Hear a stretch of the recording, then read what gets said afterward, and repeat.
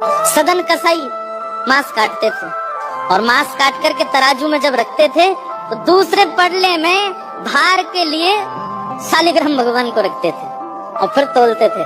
शालिग्राम भगवान के भार से एक जीव का मांस भार तोला जाता था और लोगों को फिर बेचा जाता था। एक महात्मा ने देख लिया और देख करके बोले राम राम राम राम, मुंह पे हाथ धर के गए, बोले ये शालिग्राम भगवान है, कितना बड़ा अपराध कर रहे हो तुम, इनसे तुम मांस तोलते हो, इनको दो हमको। बेचारे सदन कसाई बड़े भोले, अरे मुझे नहीं पता था, लीजिए भगवान, मेरे को तो लगा इनके लिए कोई आसन नहीं है मेरे पास, में कहाँ धरूं, सब जगह मांस है, तो ये तराजू का ये वाला पटला मैं रोज धो करके पहुंच के बढ़िया व्यवस्थित करके इसमें धरता हूँ, इनको दो काम हो जाते हैं, इनका आसन भी हो जाता, मांस भी तुल जाता है।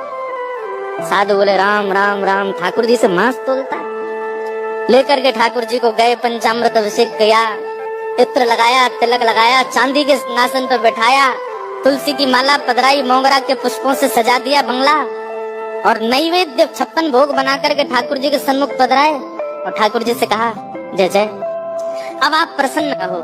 कहाँ एक कसाई के यहाँ बदबू में, खून में, मांस में, रक्त में आप पड़े थे, अब आप बढ़िया सुंदर सिंहासन पर रहो। ठाकुर जी स्वप्न में आ गए महात्मा के और रोने लगे।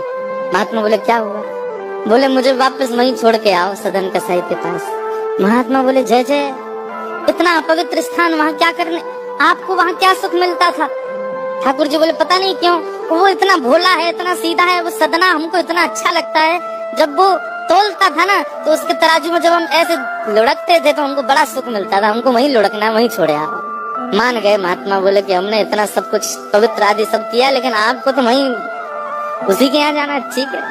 दूसरे दिन सदन कसाई के पास गए और ठाकुर जी हाथ में लेकर के महात्मा आए। सदन कसाई तो तुरंत कूद पड़े चरणों में, बोले भगवान मुझसे अपराध हो गया, आप मुझे दंड मत दीजिए।